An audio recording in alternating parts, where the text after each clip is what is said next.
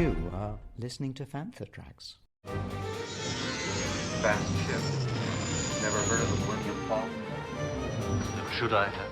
It's a ship that made the Kessel run in less than 12 parsecs. What a piece of junk! Covering Star Wars vehicles in less than 12 parsecs, this is Start Your Engines. Don't get technical with me. Here are your hosts, Paul Naylor and Mark Newbold. You're listening to Start Your Engines. I'm your co-host Mark Newbold, and joining me today is my orange-clad co-pilot, Paul Naylor. How you doing, Paul? Just trying to bring a bit of sunshine into your life here, you know. I'm very well, mate. How are you? I'm very good. Today, we're going to talk about a couple of Moncal ships. Yeah. Probably ships that people don't think about too often, but I've got a feeling with Ahsoka Season 2 coming, we might be seeing a bit more of them. It's the starship of Admiral Raddus, the Profundity that we saw in Rogue One, and then Home One, Admiral Akbar's ship from Return of the Jedi. Yeah, I mean, Home One instantly springs to mind as it's such an unusual shape. Yeah. It's weird, isn't it? It's almost like a bud. Maybe that was the inspiration for it. Who knows? Maybe it was. I mean, it has got that sort of coral reef vibe to it, hasn't it? Yeah, it's weird. Very strange. Definitely aquatic. Yeah, and it has made multiple appearances now across various Star Wars TV and film. Going right back to the beginning, we first saw that ship in Jedi. Yeah. And when it turns up, we know it's a big ship. It's maybe not quite as big as a Star Destroyer, but it's not far off. When that thing comes along and you see that Rebel fleet for the first time, as they're preparing to make the big move on the Death Star, gathering your thoughts, what do you think the first thoughts would have been when you saw that? Because it is so markedly different to a triangular Star Destroyer as we were so used to. It kind of evoked memories of the Rebel troop transport, you know, when we evacuated Hoth. It always felt at home in the Rebel fleet, whilst looking radically different to anything else that was in it. Yeah.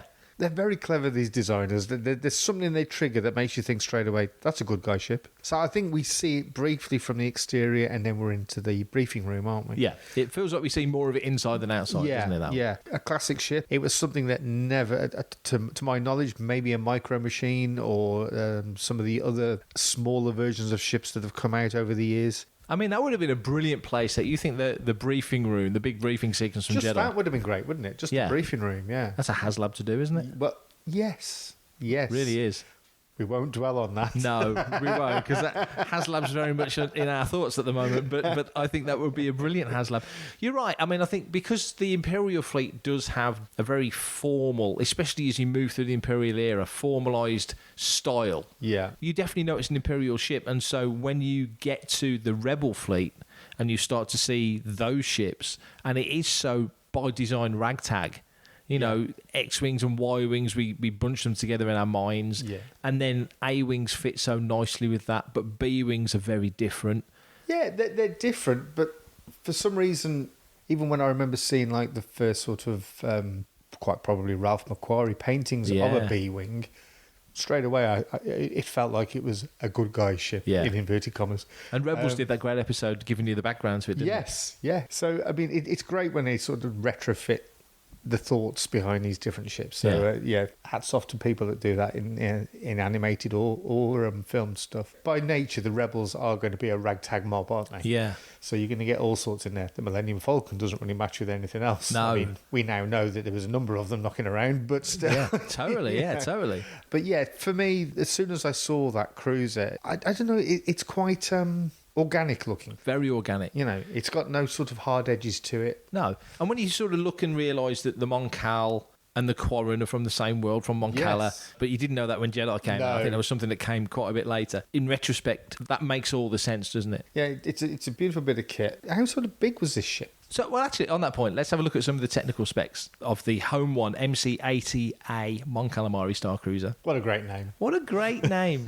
Rolls off the tongue. Manufacturer. It was built by Mon Calamari Shipyards. Model and class. It's an MC Series Star Cruiser, and there are numerous MC Series Star Cruisers. I mean, looking at the list, just briefly looking at the list, there's an MC-30 frigate, an MC-75 armoured cruiser, an MC-80 Star Cruiser. You've got the MC-80 Liberty type heavy Star Cruiser, which you also see in Jedi, the M95A Star Cruiser. So there's a whole bunch of them. There's about 14 or 15 different MC class Star Cruisers. It's a heavy Star Cruiser. You want to buy one new, Paul? Yes, please. 112 million credits.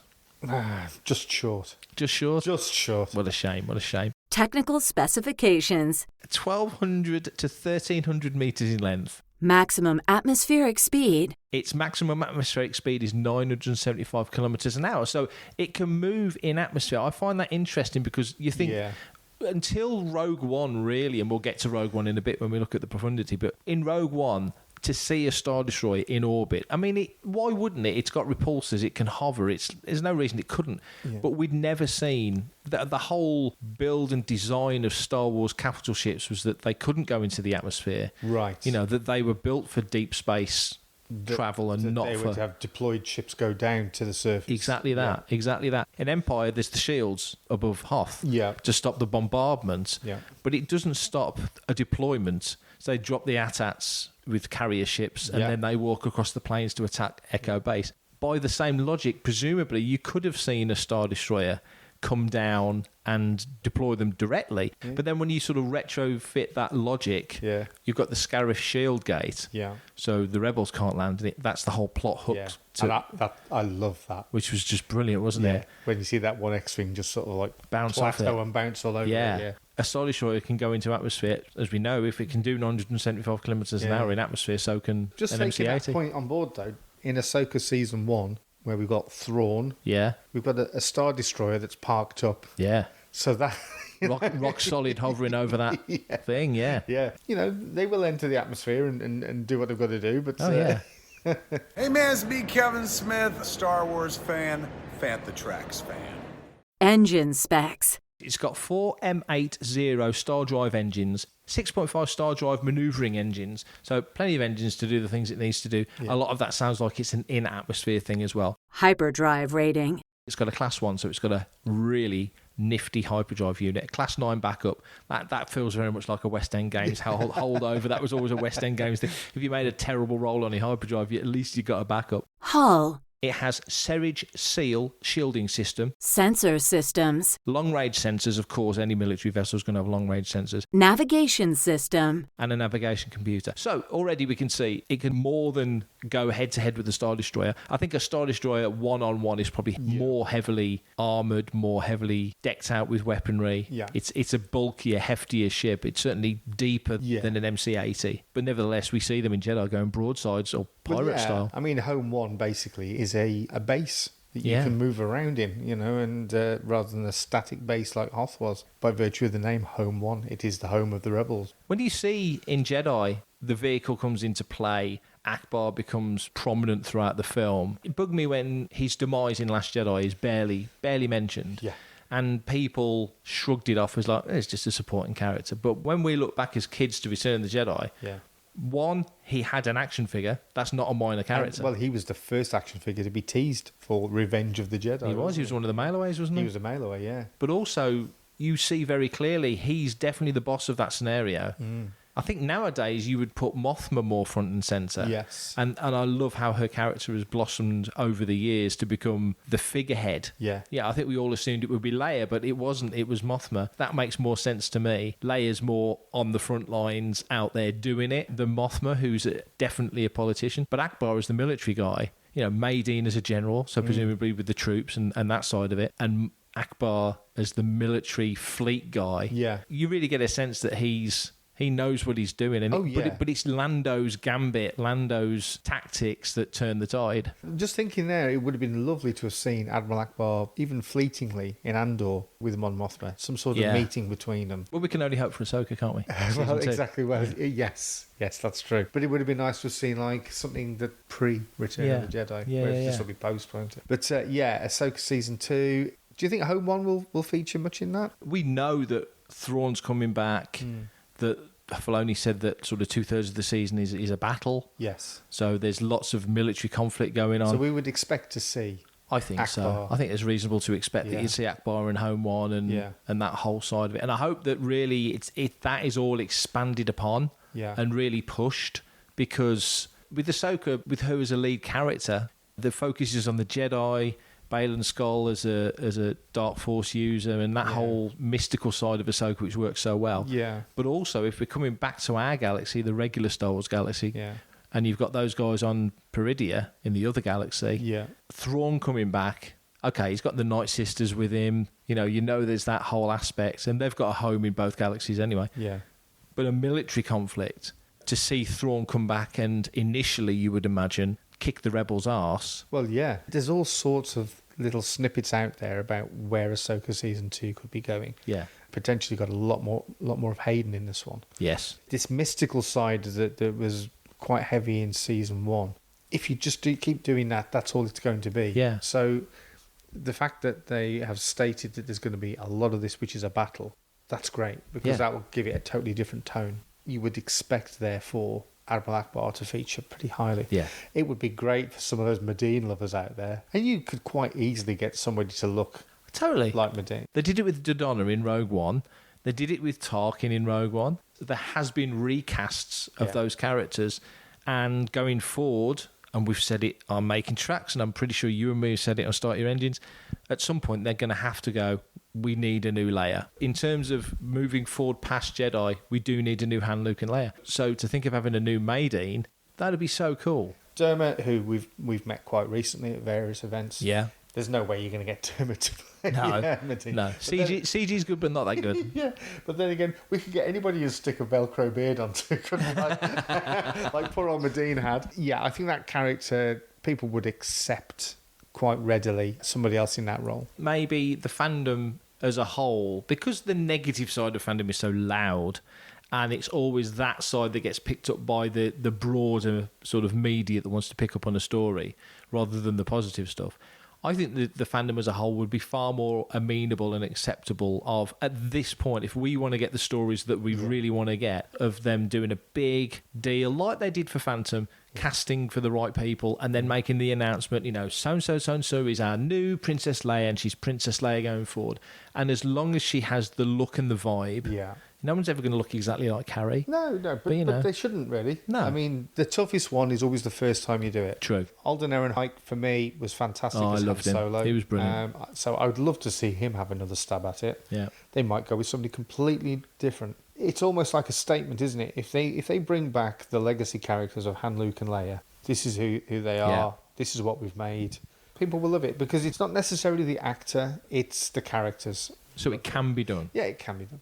Armament. 29 quad heavy turbo laser batteries. You've got 9 forward, 10 port and 10 starboard, so plenty of heft there.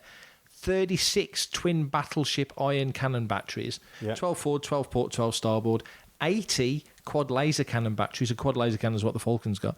20 forward, 30 port, 30 starboard, and 6 hull-mounted heavy tractor beam projectors, which are always useful on capital ships, just to pull people out of the way. Of course. Vehicle complement. 10 squadrons of starfighters, that's 120 starfighters. Now, I would imagine on the headquarters frigate on Home One, that would be a mixture of A-wings, B-wings, X-wings. So you've got a nice mix, Y-wings. So you've got a nice mix of stuff there. Escape craft. You've got shuttles, landing craft, and utility vehicles. You've always got support vehicles, as always. It's got 20 hangars. Crew complement. 5,402. So that's a big crew. Yeah. Nothing, nowhere near as the amount that a Star Destroyer would have. Officers, pilots, and enlisted crew. It can carry 1,200 passengers. It's the flagship of the Rebel fleet. It's a battleship, a carrier, and a command ship. Commissioning date. It was introduced 2 years before the Battle of Yavin, so it would have been around for sort of 5 or 6 years by the time of Jedi. Affiliations. Mon Calamari Monarchy, which we see a bit of in the Clone Wars. Mon Cala Mercantile Fleet, the Galactic Empire, they take control of it for a while. The Mon Cala Imperial Trade Fleet, the Alliance to Restore the Republic. Bearing in mind, this is a mixture of Legends and EU and canon stuff. Rebel Alliance Navy, New Republic Defence Fleet, and the Resistance Navy. We do see this ship last into that era. So it's got a hell of a history. Behind the scenes. ILM created 2 Mon Cal cruisers. There was the cylindrical flying cigar, Home One, which is the vehicle we're talking about. Yeah. And there was a winged model, identified in the EU as the Liberty. That was the other big Moncal ship. Okay. So that's the one that looks more like a manta ray. It's got those sort of side scoops on it. Yes, I remember it. Yeah, where do we actually see that? That's in Jedi. That's also in Jedi. Yeah. The winged model will have its wings removed and thrusters modified to portray another subtype. So ILM being very savvy with their tech and time. They were designed to be as aesthetically different from the Imperial Star Destroyer as possible, as we've just discussed. Although the filming crew disliked the pickle ships due to the model's unflashing angles. Maybe it's because it didn't have any distinguishing feature. They were finding hard to sort of film it from a different angle. But yeah, a pickle. Yeah, I still think the bud sounds better. I think you're probably right. I think they probably like that a lot more themselves. The model's design, as well as that of the other Moncal ships, was a collaborative effort between George Lucas, Nilo Rodis Jamiro and Joe Johnson. So they all worked together on that to come up with something that would, as you say, as we've said, aesthetically balance nicely against the Star Destroyer. Yeah, it is all about shapes in Star Wars with the ships. I mean, as a kid, it was just dead easy to see what an X-Wing was. The soft lines of the Moncal cruiser are the opposite end of the scale as a triangular Star Destroyer. Yeah, and you mentioned earlier, has there been much merch? Weirdly, there's been more merch than you think about this vehicle. Yeah. 1994, Micro Machines did a 3-pack, which included the winged Calamari cruiser, and a 96 3-pack included the other variety, the regular one. Decipher and Wizards of the Coast published the Mon Calamari cruiser cards for the customizable card game and the Star Wars trading card game, so it has appeared on cards as well. In 2006, Wizards created a Mon Calamari Star Defender miniature as part of its Star Wars miniature Starship Battles game as well, so there is a model of that out there. They're playable, controllable units in Empire at War, the real-time strategy game from LucasArts. And finally, Fantasy Flight Games Star Wars Armada came out on 27th of March 2015. There are several Moncal cruisers for the Rebel side in the expansion, including Home One, the MC-80, the MC-80 Liberty, the MC-30C Frigate, and the next ship we're going to talk about, the MC-75 Profundity from Rogue One. For everything in one location, daily news, reviews, interviews, podcasts, video, and social media feeds, bookmark FanthaTracks.com for Star Wars news 24/7, 365. Okay, so on to our second ship of the day. We've kind of talked about it a little bit already. The MC-75 Star Cruiser, the Profundity. This is that gorgeous ship that you see in Rogue One, over Scarif, over the Shield Gate, commanded by Admiral Raddus. Yeah. Manufacturer, It was also manufactured by Mon Calamari shipyards. model, and class. It's a modified MC-75 Star Cruiser. Technical specifications. Technical specifications, Paul. Yeah, I know you love these bits. Go on, what are they?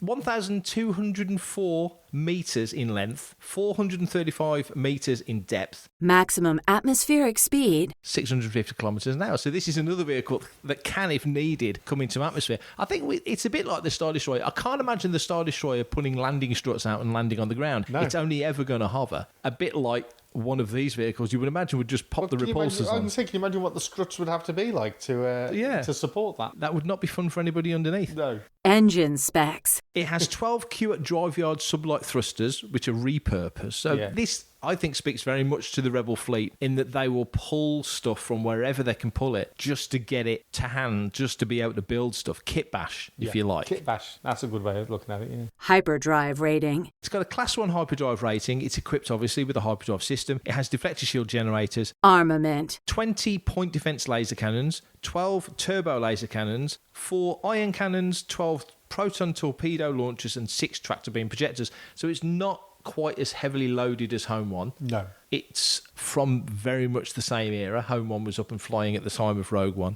Vehicle complement. Now, this maybe is a bit more detailed than the lineup for the other vehicle, and it does give you some good information about what kind of ships it carries. 36 starfighters, so not as many, and RZ-1 A-Wing interceptors, T-65B X-Wing starfighters, BTL A-4 Y-Wing assault starfighter bombers. We've spoken about all of these on Start Your Engines. The UT-60D U-Wing starfighter, the ASF-01 B-Wing starfighter, and a Carillion corvette, the Tantive 4. So that's the complement for the Profundity. Crew complement. 3,225 crew, 1,000 passengers, Consumables. 2 years consumables. That's interesting. That thing can go out into deep space. It can get lost on a mission. It's not a problem. It's going to be able to survive. It's going to be okay. It's the flagship of the Rebel fleet at this particular time, and it was destroyed 1 year before the Battle of Yavin. It was less than 1 year before the Battle of Yavin because it was a couple of weeks before the Battle of Yavin. And it says destroyed, so we don't see it destroyed, but this vehicle doesn't get out in in one piece. Major engagements. It was present for the invasion of Mon Cala and, of course, the Battle of Scarif, and was affiliated with the Alliance to restore the Republic Navy, Rebel Alliance Navy, the Mon Calamari Exodus Fleet, and Radis's task force, and it's commanded by Admiral Radis. So I've thrown out a lot of technical information there in one little splurge, and as we speak, we are actually watching on silent Rogue One, and in the background. and there it is. There's Radis, and there's the profundity with the Death Star hovering over Scarif. It's such a striking visual. The ship, the Battle of Scarif, it's part in the whole event, if you like, and then Vader turns up in the Devastator. The game changes instantly. Yeah. You wonder if Vader would have turned up half an hour earlier. Would any of this have happened? You know, all the things we saw in Andor could have been completely cut off at the knees. I suppose it's all what ifs and maybes, isn't it? But All of Star Wars, isn't it? for them to gift us Vader at the end of the film, it was amazing. Yeah, you're right. I don't think we do see the destruction of the ship. I mean, I remember a number of occasions I've questioned whether Radis survived the Battle of Scarif. Yeah. But we think he probably didn't. I think the Empire at this point, when you see in Rogue One just how, especially with Tarkin in control, just how merciless they are. They've just ignited into the Scarif Bay. And there's Radis, who, of course, we get to see briefly in Season 2 of Andor, which was a wonderful little moment just to see him again. Yeah. You know, you look at that widescreen window that both versions of the ship have. Yeah. Your Mon Calamari, be it Akbar or Radis, are seated in something that's basically on a track. Oh, yeah. That goes sort of along the width of that window. They've got brilliant view of the battle. That is one of the coolest cockpits, coolest command centres I think we've ever seen in Star Wars. A role where you're a military strategist. Yeah. That is the perfect thing, because what you've got is you've got that widescreen vision of the battle, and that's how your mind then kicks in. It's like playing chess, isn't it? Yeah. They're over there blasting away at those. What am I going to do to counter that? Got a full view of it, rather than being in some command centre looking at a monitor. That's the ship there in the background. That's it. That's it. So it's been heavily pounded by the Star Destroyer. Yeah, Radis was such an interesting character. We're just watching Jyn and Cassian's final moments, which is kind of strange after watching Andor and you guys reviewing the Death Star Cometh on Good Morning Tatooine. It's weird to see that moment. A moment that we've had for nearly 10 years now. Yeah. Still blows my mind how each time they go back and do something pre another film or scenario, the impact that has on the original viewing experience. Completely. Rogue One now you view totally differently, and whereas perhaps Jyn Erso was, for most people, the main character of Rogue One, Andor has now become pretty much front and central for a lot of people. Rogue One is such a great film, isn't it? Yeah, it really is. And I say we're not doing a watch along or anything, but we are literally watching it as we talk, and we're on board the profundity. This is Vader's appearance in the corridor, ignites the saber, takes out the Rebel fleet troopers, and the moment where, you know, we've seen that little shot on the screen of the Death Star plans exactly as you see them in A New Hope. Yes. So all of that, and this is the corridor that very soon after you'll see R2 and 3PO trying to escape from the stormtroopers coming in. You know, when they get onto the Tantive 4, that whole sequence is coming up in a moment. So just the link between this vehicle, which is a brand new vehicle for Rogue One, which couldn't feel more of its time in the sense of feeling like it's from the original movie. Yeah. And then moving, there we are. There's the Tantive 4. Yeah. That's Gareth Edwards unlocking the ship and the ship literally dropping out from the undercarriage of the profundity. So beautifully done. It's amazing. There is no other series out there that has been able to retain its aesthetic from something that was made almost 50 years ago. That's a brilliant point. And for it to still feel fresh. That's a brilliant point. And that goes right back to looking at Home One, which we still think, correct me if I'm wrong, we still think of Jedi as being recent. Star Wars feels Star way Wars out. Does feel way out because it was a landmark thing, I suppose. But I still think that the fact that they've never redesigned the Falcon, they've never really...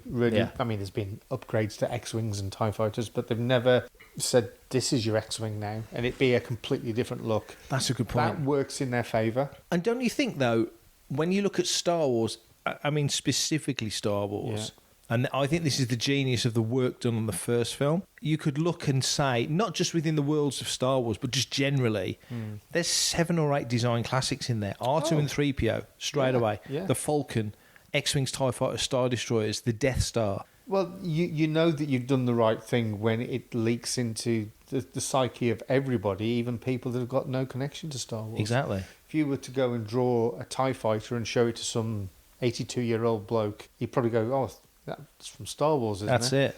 You couldn't necessarily do that with all sort of sci-fi and fantasy films. The tones of Star Wars never really sort of wandered too far from that original film. And the thought that the designers of the modern stuff, and you I guess you count Rogue One in with the modern stuff, even though it's nearly 10 years old, they're reaching for that aesthetic, aren't they? They're grasping back to that aesthetic. Yeah. They don't want to change it. They want it to fit in with that. You move into the sequel trilogy, and we're soon going to move beyond the sequel trilogy. Yeah. With Starfighter and hopefully the new Rey stuff, whatever comes off the back of that. Yeah. You'd like to think that they're moving forward with the aesthetic a little bit. But it's got to hark back to that original 77 film for it to feel Star Wars.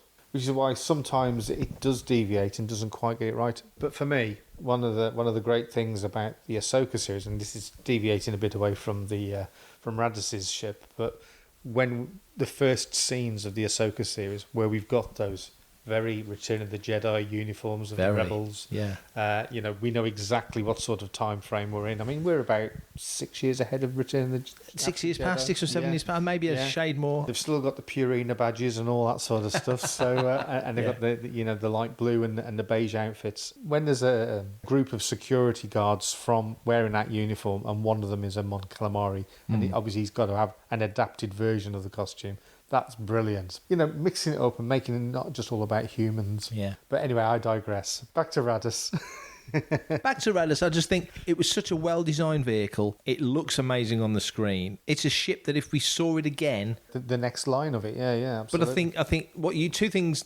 One, having the Tantive 4 docked within it is brilliant. Yeah. But also, like you said, that cockpit, that command centre with the glass floor. It's amazing. To look down on a location like that, whoever came up with that design is a genius. And for them to sort of repeat it in Rogue One, harking back to what they've done for Jedi. Yeah. Even though that follows on. But you know what I mean? Totally. The fact that they're saying, this is the same kind of vehicle. This is how this operates. And I think it was probably done out of necessity for Return of the Jedi, for the puppeteering of Akbar as much as anything Quite possibly, else. Yeah. But from that, you got something that was different, but felt so part of it as well. Do you recall, back in the day, and I think it was the Daily Mail, there was a cartoon strip that appeared, which was a Star Wars cartoon strip. Yeah. Am I right in thinking that we saw Admiral Akbar and maybe even Home One in that before we saw Jedi?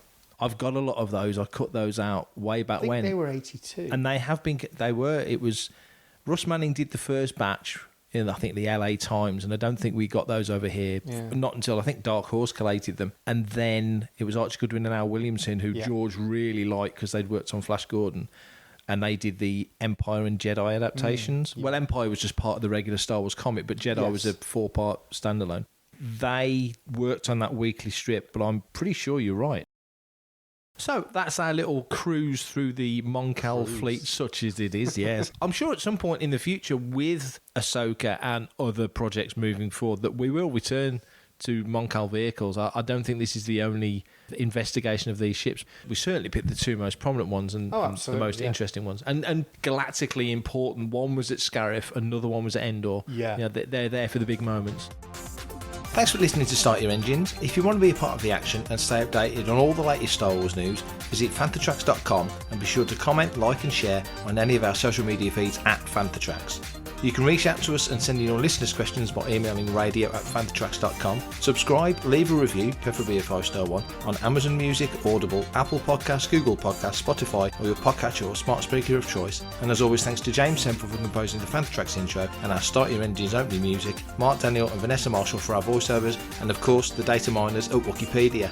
Remember to tune in to Good Morning Tatooine. It's live Sunday evenings at 9 o'clock UK time, 4 PM Eastern and 1 PM Pacific on Facebook, YouTube and Twitch. And check out our Fanthatracks Radio Friday night rotation. It's every Friday night at 7 o'clock UK time for new episodes of The Phantom from Down Under, Planet Leia, Desert Planet Discs, Start Your Engines, Collecting Tracks, Cannon Fodder, and special episodes of Making Tracks, and every Tuesday at 7 o'clock UK time for your weekly episode of Making Tracks. Coming up next on Fanthatracks Radio, it's Making Tracks.